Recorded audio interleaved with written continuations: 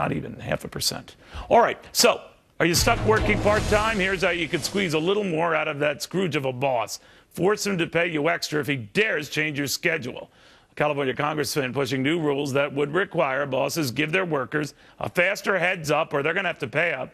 Charles Payne says he's fed up. He's joined by small business owner David MacArthur, policy expert Catherine Rutchlin. All right, Charles, you don't like this. It's just mind-boggling. I mean, really is mind-boggling that a small business would have to go out of their way and pay someone extra if they don't notify them within 24 hours that, hey, we may actually have an opportunity for you to make some money. Because I don't notify you soon enough, I'm going to have to give you extra money. Even though I have a line of people around the corner that would do the job probably for less, I'm going to pay you because I haven't given you more than 24 hours notice. This is a farce. It's ridiculous. David, if you had to do that in your shop, what would happen? Well, Neil, it goes back to the same thing. Hasn't government proven itself in the last few years that they don't know what they're doing when it comes to business? We passed a health care law that now, surprisingly, we have more people in the part-time employment realms than we've ever had. The workforce for part-time's doubled since 2007. It's more issues of politicians passing laws that they don't realize consequences. The consequences to me means you're going to have fewer people on the payroll because you're not going to have people that you might not need, so that you're going to have to pay them work for not coming in. I mean, this is going to go straight to the pocketbook of those people that are on the part-time employment rules now, Neil. It's going to hurt them directly. And it might encourage, Catherine, a lot of bosses say, the heck with it. I'm not going to hire part-time workers. I'm just going to get rid of them and just go on fewer full-time workers. Well, I understand the skepticism anytime the incentives at a business change suddenly. That's why this policy really targets creating increased stability for employers and employees. The idea is that right now, workers can't plan a budget for the week, right? You don't know what your paycheck's going to look like at the end of the week. The marketplace creates the calmness or the schedule for the owner. The marketplace, if your store is empty, you don't need workers. If there are a lot of people there looking for your products and services, you need workers. The marketplace does that. Government doesn't do that. And making a business pay more money because they have less business is crazy. It's going to backfire. I agree with you that this is a market-driven phenomenon, and the more people go out and spend, the more workers you need. It's not ignoring the market. In fact, moving your employees to a stable schedule. This policy really targets only the most egregious practices. We're talking about, say, a worker who gets child care for her children, pays $2.25 to get on the bus and travels an hour, and then shows up at the door of her scheduled shift. I don't know, Catherine, I love you dearly, but I think you're missing the bigger point here. But David, what I look at is it'll be akin to the guy who runs an ice cream shop and he said, I don't want to work afternoons.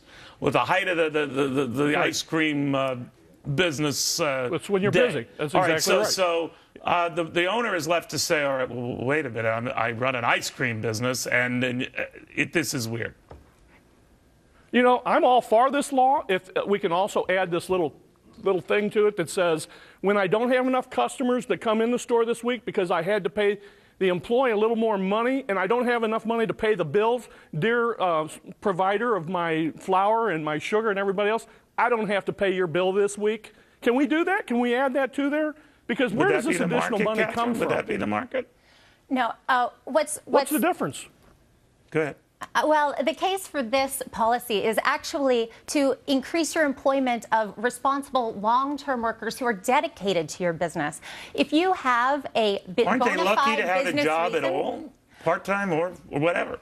You know, we're talking about a workforce of people that are committed to their employers, who want to show up to work. These are the people and their employers who are telling them, waiting. these are the times I need you. And if the employer has a bona fide business reason to not schedule you for that time, that's acceptable under this law. The difference is when you But he's ask got to your give you more worker than 24 hours notice to do it. Instead, right now, what these workers are doing is sitting at home on the business's time because they've been asked to clear their schedule entirely. No one's asking them to do anything. First and foremost, it's voluntary. Either you work for a company or you don't. If you don't like their work policies, walk away. You've got great skills. Be LeBron James and have someone pay for your skill set. Because you have limited skill set for whatever reason, of course, no fault of your own, then you are at the whims of what's called the free markets. So are the business owners. I got to tell you something. This is what you're really masking.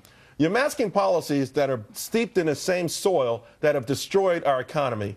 And now we have 20 million people who are working part-time because they want to. And you want somehow, ultimately, the businesses to compensate them for that. It's not going to work. I totally agree with you that we don't want to put undue burdens on business owners like David. But what's true about the economy is that the jobs you're adding being to added, David's problems. Right now, we have to think not just about what jobs we're creating, but what kind of jobs. I want to think we're about the creating. job creators. I want to think about David. And no one seems to get David in the mix.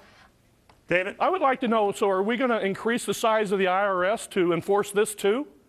I mean, all we're doing today is increasing the size of government bureaucracy to put a little more weight on the shoulders of small business people. It's representatives like Representative Miller that's been in Congress since 1975 that doesn't have a clue, and that's the problem. All right. I wish we had more time, guys, but just tomorrow, for the hell of it, I'm not going to do my show at 4 p.m. Maybe Thursday. Anyway. Can I have a slot? Exactly. All right. Well, that is a relief because Charles gets into these kind of issues, too. I have a feeling he might take this up tonight on Making Money at 6 p.m. But that depends if he wants to show up at 6. Charles just makes his own schedule.